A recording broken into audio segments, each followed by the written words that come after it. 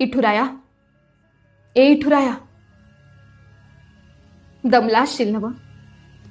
28 युग रातंदी सिटेवर उभा असतोस, आमची काळजी वाहत्योस, आमासनी जपत्योस, आणि आम्ही सारखं तुझ्याकडं काही ना काही मागत असतो बघ.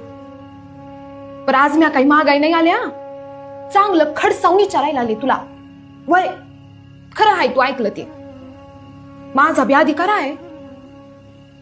अरे तूच माझा माय बाप, तूच सखा आहेस बघ. सारं मनीचं गुज तुझ पाशी, सारा राग, सारी माया, सारी काळजी तुझ ठाई. आणि आज न उद्या तर तुझ भाषेच यायचं आहे की. हा काय म्हणालास? एवढी कसली घाई, एवढी कसली घाई? तुला नाही कळायचं र, तुला नाही कळायचं. भेटीची आस काय असते ते. भेटीची आस अनुभवायची असेल ना, तर तुला भक्ताचा जन्म घ्यावा लागेल बघ इठुराया. तुझ्या पुढे वाढलेलं नैवेद्याचं ताट तर झालं का हे बघायला दिवसातून 10 वेळा येतो आम्ही, तरी बी तू जीवित नाहीस. स्वतःच्या हातानं 2 घास बरवावे म्हणलं तर सामोर येऊन बसत बी नाहीस र.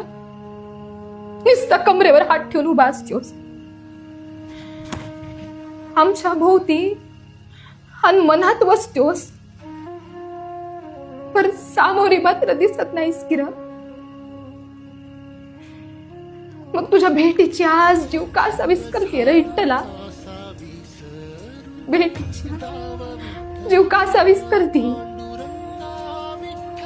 एकदा ये आणि दर्शन दे रे बाबा सख्या इट्टला. एकदा ये, किती अंत पाहशील र? हा किती अंत पाहशील?